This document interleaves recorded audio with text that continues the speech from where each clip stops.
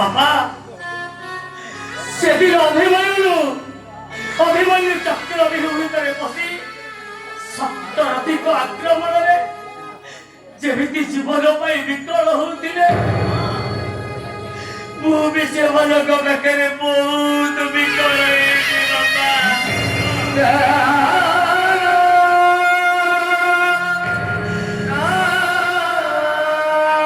ସେମାନଙ୍କର ଗୋଡ଼ ବି ଧରିଛି କେତେ ଲେଉରାଇଛି ଜାଣିଛ ନା ବାପା କେହି ହେଲେ ମୋ କଥା ଶୁଣିଲେନି ବାପା କେହି ହେଲେ ବି ମୋ କଥା ଶୁଣିଲେନି ଆଉ ଶେଷରେ ସେମାନେ ମତେ